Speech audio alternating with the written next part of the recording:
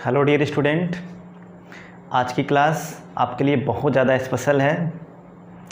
आज की क्लास में आपको ये बताने वाला हूँ कि सबसे पहले सेल क्या होता है, उसके बाद फिर EMF, फिर हम इंटरनल रेजिस्टेंस की बात करेंगे और लास्ट में आपको बताएंगे कंसेप्ट ऑफ टर्मिनल वोल्टेज। इसके पहले मैंने आपको बता रखा है इक्विवेलेंस रेजिस्टेंस हम कैसे फाइंड आउट करते हैं, ओके। और मैंने एक बहुत बड़ा वीडियो बनाया है, बहुत ही इम्पोर्टेंट, जिसमें मैंने बहुत सारे क्वेश्चन किए हैं। जेईई एडवांस लेवल तक मैंने क्वेश्चन सॉल्व किए हुए हैं। तो आपसे रिक्वेस्ट, आप लोग प्लीज़ प्लेलिस्ट में जाइए और वहाँ पे video till the end watch करिए, आपके सारे कॉन्सेप्ट क्लियर हो जाएंगे। तो आज की क्लास, आज का लेक्चर है लेक्चर नंबर 7। आपको हम ये बताने वाले हैं कि सबसे पहले सेल का मतलब क्या होता है, ओके। एक लाइन से मैं स्टार्ट करता हूँ, पूरे एंजॉय के साथ क्लास करनी है, बिल्कुल मज़ा आने वाला है, ओके। तो सबसे पहले मैं सेल की बात करता हूँ। तो सेल का सिंबल क्या होता है, what is cell?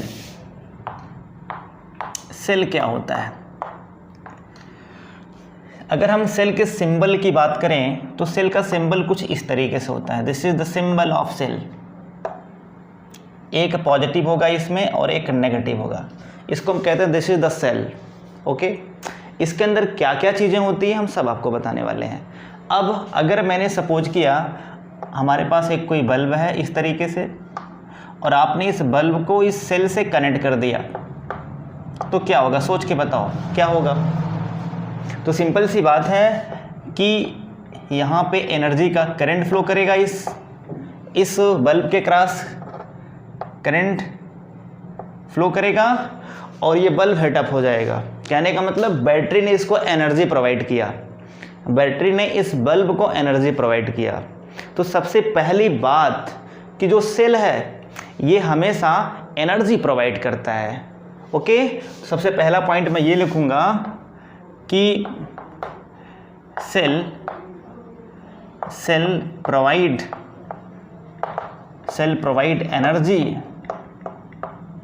Energy to all circuit element, जितने भी सर्किट एलिमेंट है। अगर यहाँ पे बल्ब की संख्या और ज़्यादा है तो सारे बल्ब को ये बैटरी एनर्जी प्रोवाइड करेगा, ओके। कॉन्सेप्ट क्लियर है? तो कहने का मतलब डियर स्टूडेंट ये है कि सेल हमेशा एनर्जी प्रोवाइड करता है, क्लियर।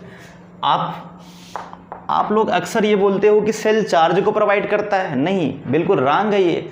कभी भी सेल चार्ज को प्रोवाइड नहीं करता है, तो इस बात को भी हम नोट करते हैं। Cell do not provide charge, do not provide electric charge. कभी भी सेल इलेक्ट्रिक चार्ज को प्रोवाइड नहीं करता है, हमेशा सेल एनर्जी प्रोवाइड करता है। नेक्स्ट पॉइंट,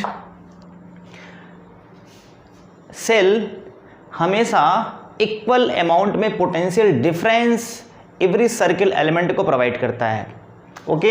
ये पोटेंशियल डिफरेंस प्रोवाइड करता है, जिसकी वजह से अगर कोई कंडक्टर है तो वहाँ पे पोटेंशियल डिफरेंस जैसे आप अप्लाई करेंगे वैसे पोटेंशियल डिफरेंस की वजह से इलेक्ट्रॉन फोर्स का एक्सपीरियंस करेंगे और फिर सर्किट में चलना स्टार्ट कर देंगे। तो कहने का मतलब हमेशा सेल क्या करता है? Cell provide constant potential difference,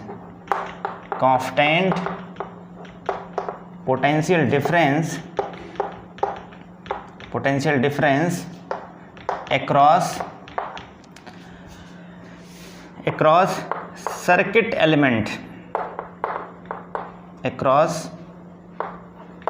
circuit element, okay. Concept clear है? जिसकी वजह से इलेक्ट्रॉन फोर्स का एक्सपीरियंस करेगा और सर्किट में घूमने लगेगा, due to which electron experience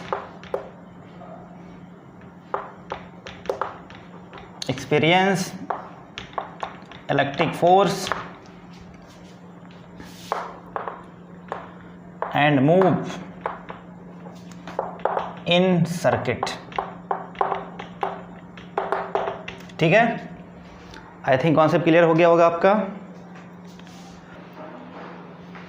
अब हम कुछ इसके अंदर जो मैकेनिज्म है, सेल के अंदर क्या क्या चीज़ें होती हैं, या concept of EMF, concept of internal resistance, okay, concept of terminal voltage. अब हम इन सबको समझने के लिए पहले मैकेनिज्म की बात करते हैं। ओके, मैंने सपोज किया इसका मैकेनिज्म क्या है, इसके अंदर क्या क्या होता है।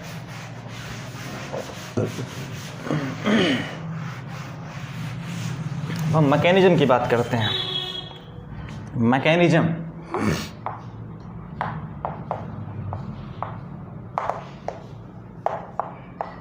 ध्यान दो डियर स्टूडेंट। सबसे पहले मैंने सपोज किया हमारे पास एक कंटेनर है कुछ इस तरीके से, ये कंटेनर है, ठीक। और यहाँ पे दो प्लेट्स मैंने अज्यूम किया, दिस इज द प्लेट। दो प्लेट मैंने सपोज किया, ये दो प्लेट्स हैं इस तरीके से।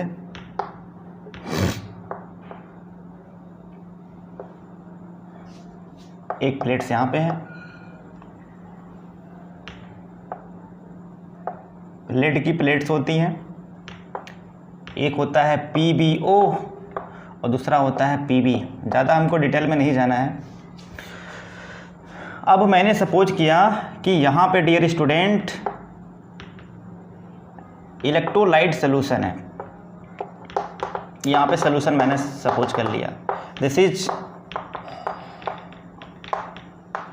Electrolyte conducting solution, conducting solution,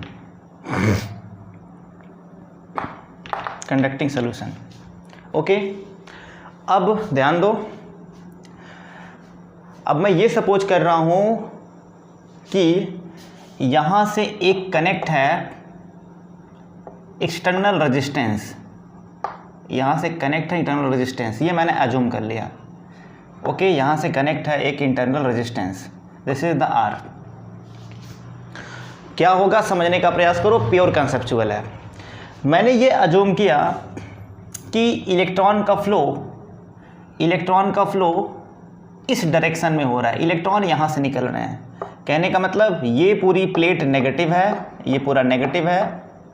अब यहाँ पे क्वेश्चन ये है कि ये नेगेटिव क्यों होता है, तो कंसेप्ट ऑफ ऑक्सीडेशन रिडक्शन की वजह से ये नेगेटिव होता है और ये पॉजिटिव होता है।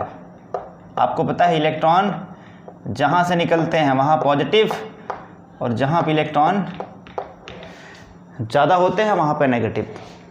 तो कहने का मतलब अब अगर ये नेगेटिव है और इलेक्ट्रॉन का मूवमेंट इस वाले प्लेट से हो रहा है तो प्लस वाले में आएगा, इसका मतलब इलेक्ट्रॉनिक करंट जो फ्लो करेगा इस डायरेक्शन में फ्लो करेगा।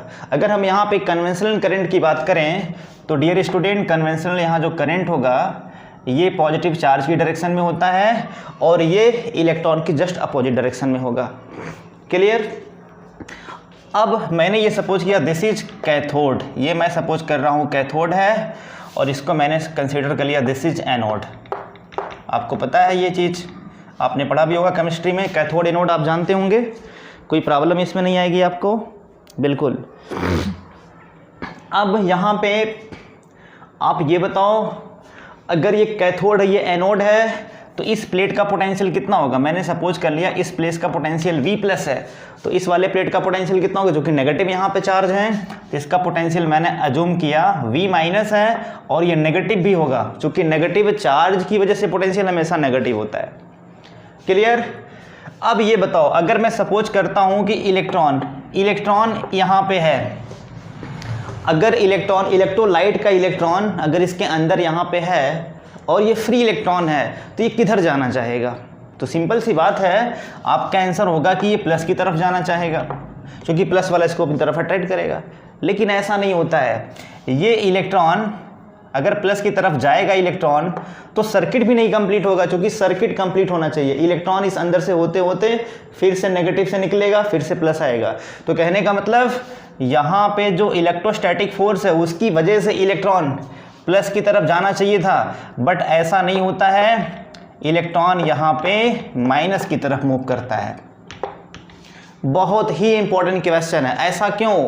इलेक्ट्रॉन क्यों माइनस की तरफ मूव कर रहा है, क्यों प्लस की तरफ मूव नहीं किया? तो सिंपल सी बात है, यहाँ जो इलेक्ट्रोस्टैटिक फोर्स है Fe, इसका मान यहाँ जो बैटरी फोर्स प्रोवाइड कर रही है Fb, इससे कम है। हम कह सकते हैं due to mechanism of battery, due to mechanism of battery, due to mechanism of battery, इसकी वजह से क्या होगा डियर स्टूडेंट, यहाँ पे जो बैटरी फोर्स एग्जर्ट कर रहा है इस इलेक्ट्रॉन के ऊपर, इसका मान इलेक्ट्रोस्टैटिक फोर्स से ज़्यादा होगा। इस वजह से इलेक्ट्रॉन इधर न जा करके इधर मूव करेगा। कहने का मतलब सर्किट में कंटिन्यूअस चलेगा इलेक्ट्रॉन, और जब सर्किट में कंटिन्यूअस इलेक्ट्रॉन चलेगा तो ये रेजिस्टेंस के क्रॉस पोटेंशियल ड्रॉप भी क्रिएट होगा, यहाँ पे हीट जनरेट होगा, यहाँ पे करंट फ्लो करेगा, सारी चीज़ें आपको दिखेंगी। तो this is the mechanism of electric cell, electrostatic cell. Okay, अब यहाँ पे मैं एक बात और बताना चाहूँगा, अगर हम यहाँ पे EMF की बात करें तो EMF क्या होगा? What is the EMF? Electromotive force, EMF, जिसको हम बोलते हैं इलेक्ट्रोमोटिव फोर्स। वैसे इसका नाम फोर्स है, बट ये फोर्स नहीं है, इट इज़ द पोटेंशियल। ये डियर स्टूडेंट पोटेंशियल होता है। ओके, अब यहाँ पे मैं आपको ये बताना चाहूँगा कि अगर ये V प्लस है और ये V माइनस है, ओके, तो यहाँ पोटेंशियल डिफरेंस इसके क्रॉस कितना होगा? तो आप कहेंगे यहाँ जो पोटेंशियल डिफरेंस होगा this is V plus minus V minus. जब इसको हम सॉल्व करेंगे तो आपको मिलेगा V प्लस V माइनस। इसको हम गोले में कर देते हैं तो कन्फ्यूजन नहीं होगा, इसको मैं गोले के अंदर कर दे रहा हूँ, V प्लस V माइनस। कहने का मतलब यहाँ पे जो पोटेंशियल डिफरेंस है यही EMF होगा, जो पोटेंशियल डिफरेंस है यही EMF होगा। कब? व्हेन सर्किट इज ओपन, तो कहने का मतलब यहाँ पे EMF का कंसेप्ट क्या है? EMF का कंसेप्ट ये है कि potential difference across two terminal. अगर ये पॉइंट A और पॉइंट B है तो आप कहेंगे potential difference across two terminal when circuit is open, या आप कह सकते हैं there is no current flow across it. तो इसको डिफाइन कर लेते हैं। इसका मतलब क्या है? It is the potential difference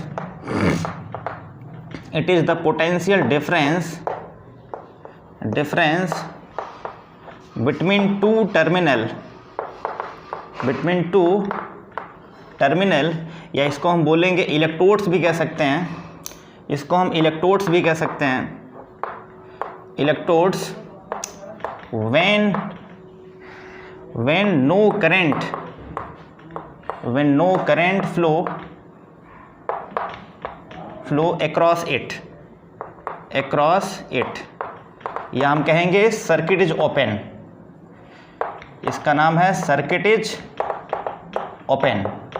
अगर सर्किट ओपन है तो उस केस में जो पोटेंशियल डिफरेंस होगा दो इलेक्ट्रोड्स के बीच का, that is called EMF। It is very very important point, बहुत ही कंसेप्चुअल चीज है। ओके, आप लोग देखते रहो। अगर हम यूनिट की बात करें, इसका जो यूनिट होगा, यूनिट ये हो जाएगा वोल्ट। ओके, अब आगे मैं आपको बताना चाहूँगा कि इंटरनल रेजिस्टेंस का क्या कंसेप्ट है। ओके, तो आई थिंक समझ गए होंगे आप सब कुछ, कोई प्रॉब्लम नहीं होगा। अब आगे जो मेरा मेन कंसेप्ट है ये है इंटरनल रेजिस्टेंस का concept.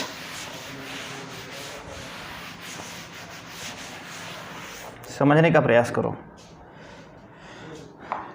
Internal resistance,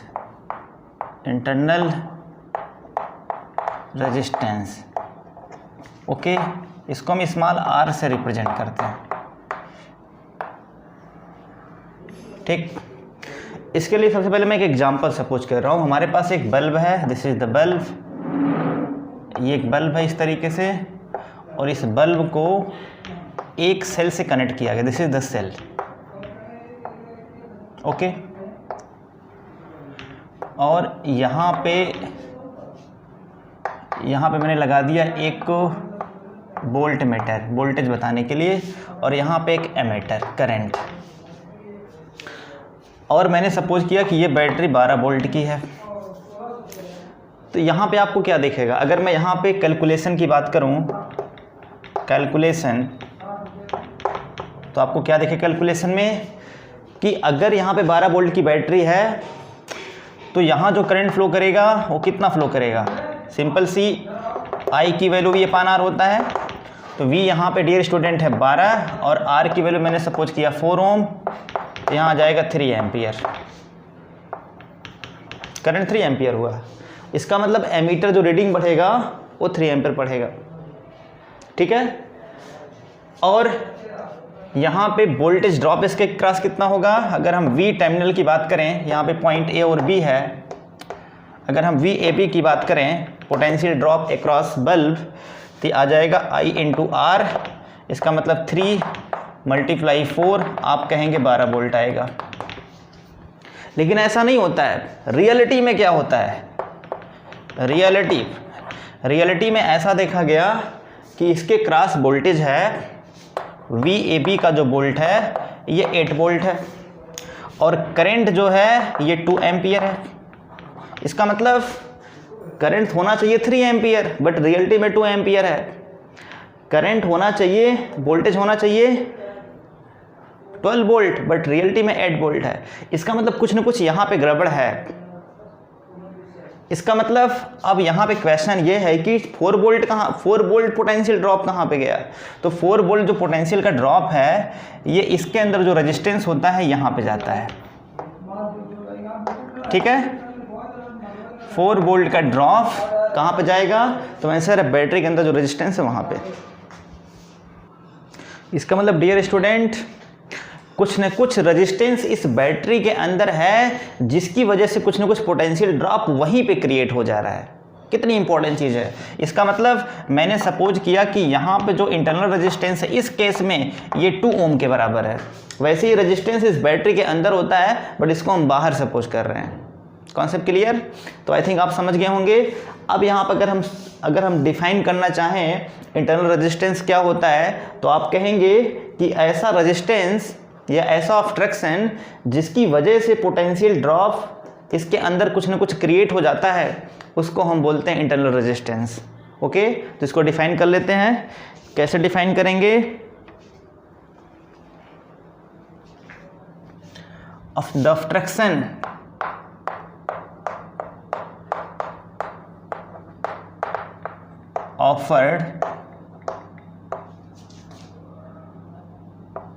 offered to the path of current, offered to the path of current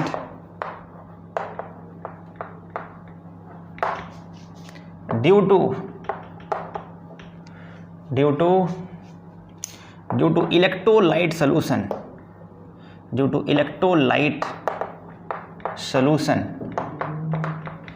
is called internal resistance.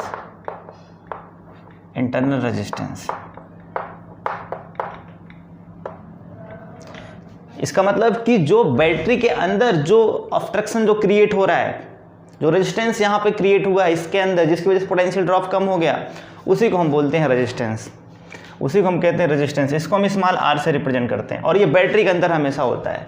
आप चाहे इसको ऐसे दिखाओ, ये पॉजिटिव है, ऐसे आप दिखा सकते हो, इसके अंदर ये नेगेटिव है, ये सिंबल हुआ, या फिर इसको हम ऐसे बनाते हैं, ये पॉजिटिव है, ये नेगेटिव है, और यहाँ बाहर दिखा देंगे, ऐसे भी कह सकते हैं, पॉजिटिव नेगेटिव, और ये स्मॉल r होगा। दोनों तरीके से इसको हम दिखाते हैं। आपको याद रखना है, यहाँ पे ये मेन कंसेप्ट है। अब हम आगे ये क्वेश्चन आपसे पूछ रहे हैं कि टर्मिनल वोल्टेज का यहाँ पे कंसेप्ट क्या होगा। ओके, तो अब यहाँ पे जो इसके क्रॉस जो वोल्टेज है, यहाँ जो AB के क्रॉस जो वोल्टेज है, जब इस सर्किट में करंट पूरी तरीके से फ्लो कर रहा है, इसको हम कहेंगे this is terminal voltage. Okay, अब यहाँ पे आप क्या देख रहे हैं, अगर हम यहाँ पे टर्मिनल वोल्टेज की बात करें, टर्मिनल वोल्टेज, तो आप क्या कहेंगे डियर स्टूडेंट कि voltage across two terminal when current flow across it.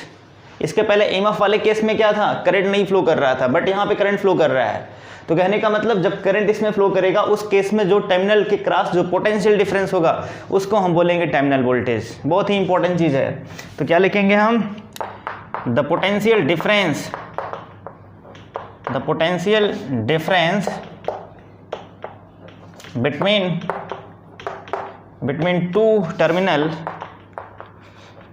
two terminal या इलेक्ट्रोड when current flow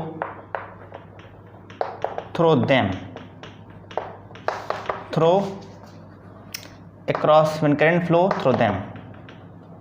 ठीक है। अब यहाँ पे ध्यान दो आप, इसका मतलब यहाँ जो VAB की वैल्यू है, दिस इज टर्मिनल वोल्टेज। अब यहाँ पे ध्यान दो, यहाँ का वोल्टेज कितना है, अगर 2 एम्पियर करंट यहाँ से फ्लो किया, अगर मैं सपोज कर रहा हूँ कि 2 एम्पियर करंट यहाँ से निकला, तो यहाँ पे ड्रॉप कितना होगा, तो आंसर है 8 वोल्ट यहाँ पे ड्रॉप हो गया और 2 वोल्ट यहाँ पे ड्रॉप हुआ। मतलब पूरा 12 वोल्ट था, 12 वोल्ट किसके बराबर हुआ, तो 8 वोल्ट गया टर्मिनल वोल्टेज के पास, और इसके बाद यहाँ पे कितना वोल्ट गया, तो आंसर है 4 वोल्ट यहाँ पे गया, ठीक है। तो इसी को हम कहते हैं, दिस इज टर्मिनल वोल्टेज, इसी को हम कहते हैं टर्मिनल वोल्टेज TV, और इसको हम कहते हैं EMF, और यहाँ पे हम कहेंगे पोटेंशियल ड्रॉप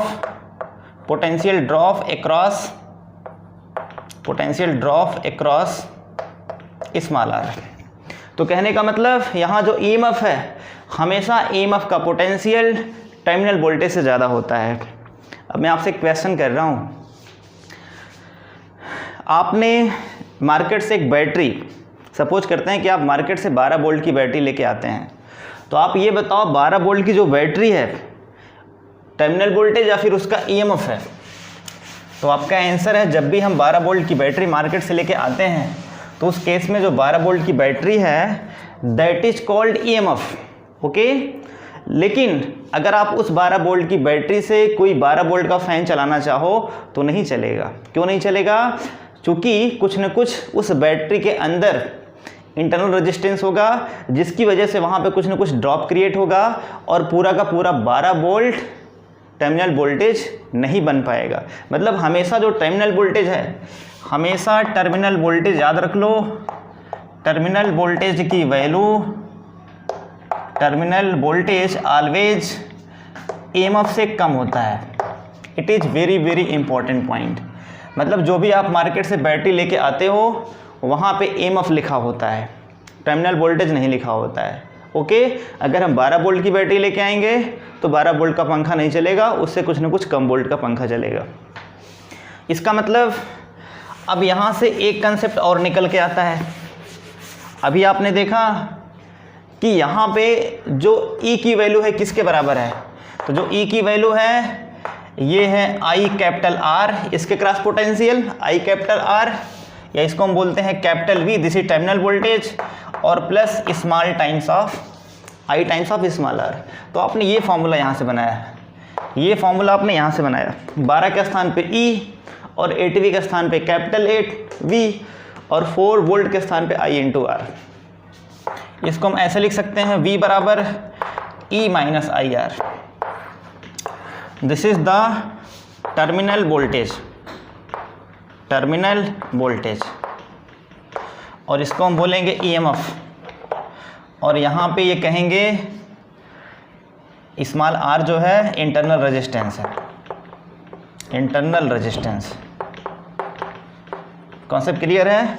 अब अगर हम यहाँ से पूछें कि करंट की वैल्यू क्या होगी या इंटरनल रेजिस्टेंस का मान क्या होगा, सबसे पहले करंट का मान निकालते हैं, फिर उसके बाद आर का मान निकालते हैं।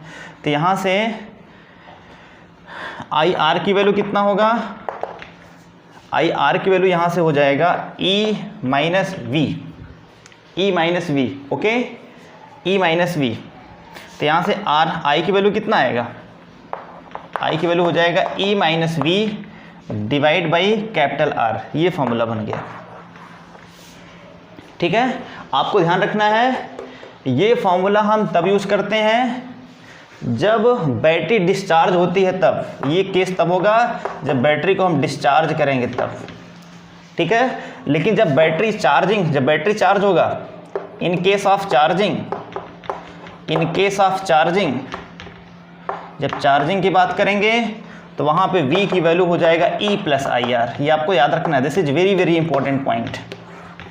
चार्जिंग वाले केस में E प्लस आई आर होगा, और जब डिस्चार्जिंग वाला केस होगा तो E माइनस है। जब बैटरी से हम करंट फ्लो करवाएंगे तब ये होगा, और जब बैटरी को हम चार्ज करेंगे तब ये होगा। बहुत ही इंपॉर्टेंट चीज़ है ये।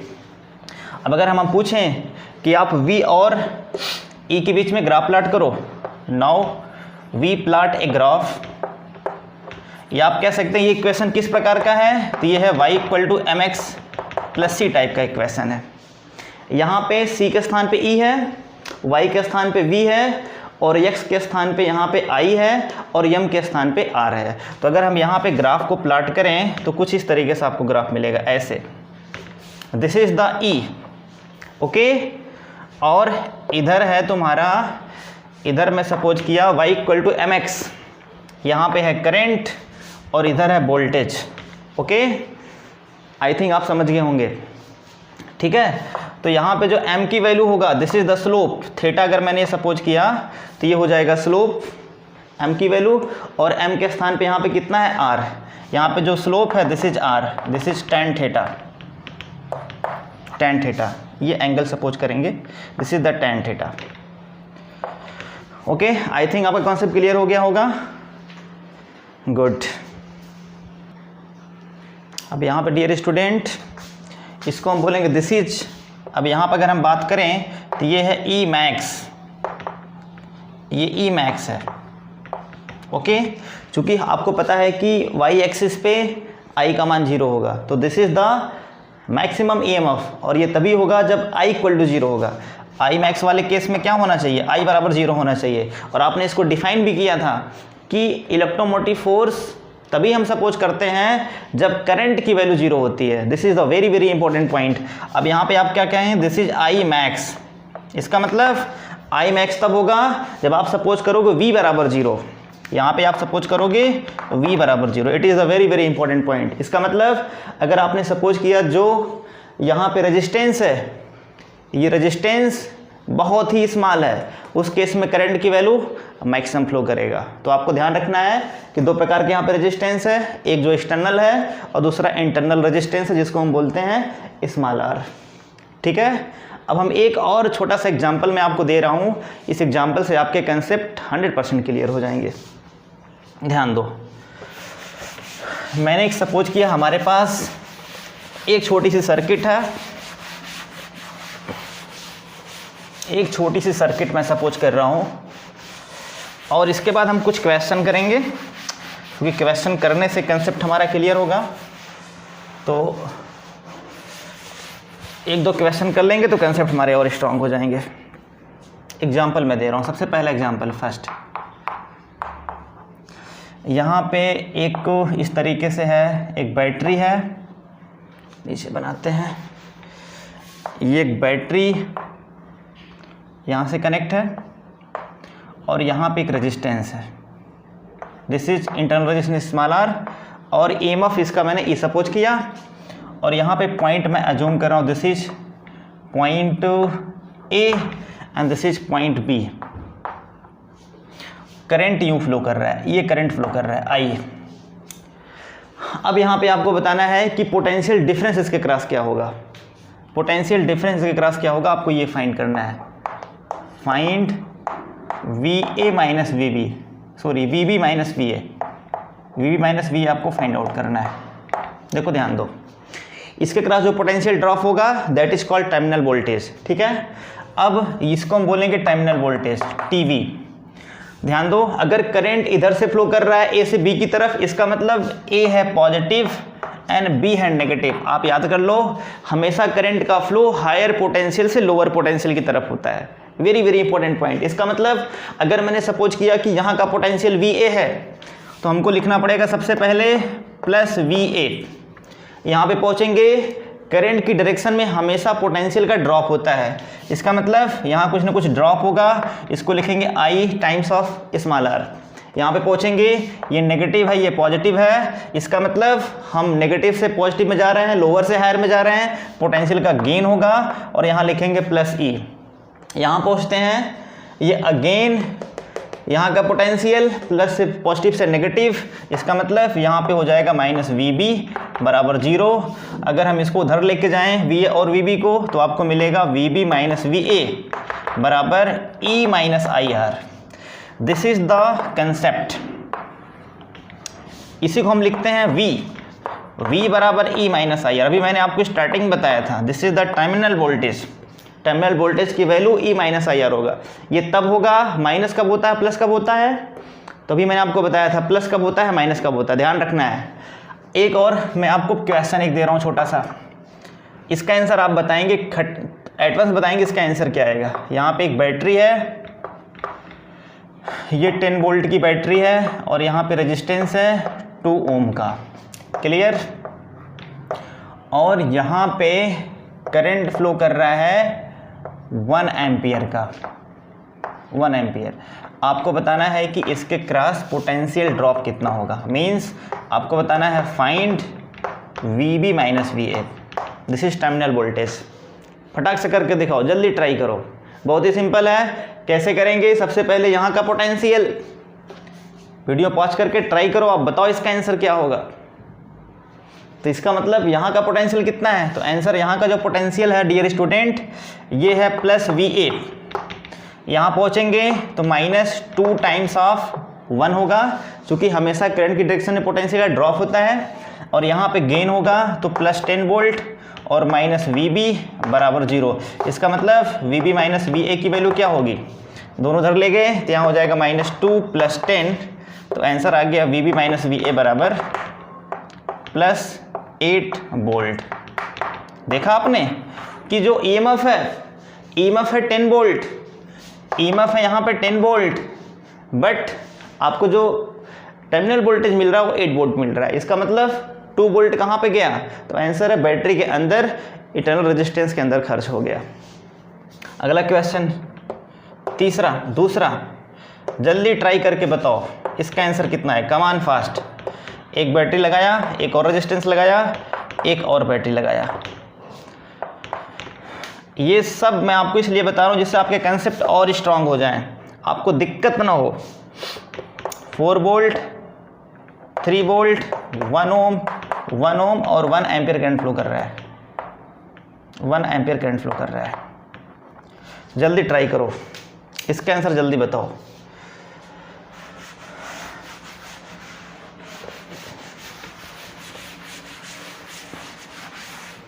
तो सेम कंसेप्ट, यहाँ हो जाएगा VA, ओके। यहाँ पे पहुँचेंगे, 1 ओम रेजिस्टेंस है और 1 एम्पियर करंट फ्लो कर रहा है, तो माइनस 1 मल्टीप्लाई 1। और यहाँ पहुँचेंगे फिर से नेगेटिव पॉजिटिव, पोटेंशियल का यहाँ पे गेन हो रहा है तो प्लस 3। और यहाँ पे पहुँचेंगे तो प्लस 1 मल्टीप्लाई 1, नहीं माइनस में होगा क्योंकि यहाँ पोटेंशियल का ड्रॉप हो रहा है। फिर यहाँ पहुँचेंगे प्लस 4 और यहाँ हो जाएगा माइनस VB बराबर 0। इसका मतलब अगर हम VB माइनस VA की बात करें तो माइनस 1 प्लस 3 माइनस 1 प्लस 4 कितना आएगा, तो माइनस 2 हो जाएगा। ये 4 3 7 माइनस 2 मतलब 5 वोल्ट। आप लोग चेक करते रहना, VB माइनस VA कितना आ गया, 5 volt. This is the terminal voltage, ठीक है, बहुत ही इंपॉर्टेंट है ये। एक और क्वेश्चन देखता हूँ जल्दी कौन करके दिखाता है। यहाँ मैंने थोड़ा सा चेंज कर दिया है, ध्यान रखना। यहाँ पे मैंने एक यहाँ पे अर्थ सपोज कर लिया और ये पॉइंट है डियर स्टूडेंट A। आपको बताना है VA की वैल्यू क्या होगी, फाइंड VA। और यहाँ पे मान लो आप 2 वोल्ट की बैटरी है और ये मान लो 3 वोल्ट की बैटरी है। ठीक है। और यहाँ रेजिस्टेंस 1 ओम है और करंट 1 एम्पियर फ्लो कर रहा है। ध्यान दो कैसे लगाएंगे इस सवाल को, कैसे लगाएंगे, ट्राई करो, दिमाग लगाओ। इसका मतलब सेम कंसेप्ट, यहाँ का पोटेंशियल 0 है तो लिखते हैं 0, यहाँ पहुँचेंगे -1 मल्टीप्लाई, यहाँ का रेजिस्टेंस 1 है तो 1 मल्टीप्लाई 1, ओके। यहाँ पहुँचेंगे तो प्लस से माइनस, पोटेंशियल का यहाँ पे होगा ड्रॉप, इसका मतलब -2, यहाँ पहुँचेंगे फिर से 1 मल्टीप्लाई 1 और यहाँ पहुँचेंगे +3 और माइनस VA बराबर 0। इसका मतलब VA की वैल्यू कितना आएगा, -1 -2 और ये -2, -4 + 3, -4 + 3 मतलब VA बराबर आ गया -1 वोल्ट। चेक कर लो आप, आई थिंक सही है। तो ऐसे क्वेश्चन करने से हमारे कंसेप्ट और स्ट्रांग हो जाते हैं, ओके। ऐसे क्वेश्चन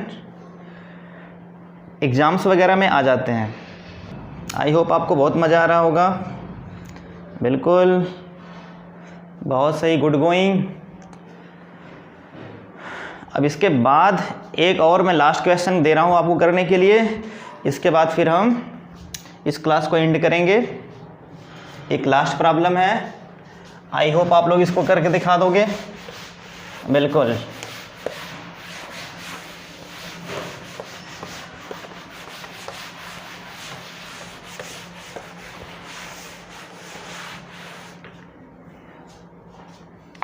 प्रॉब्लम नंबर 4।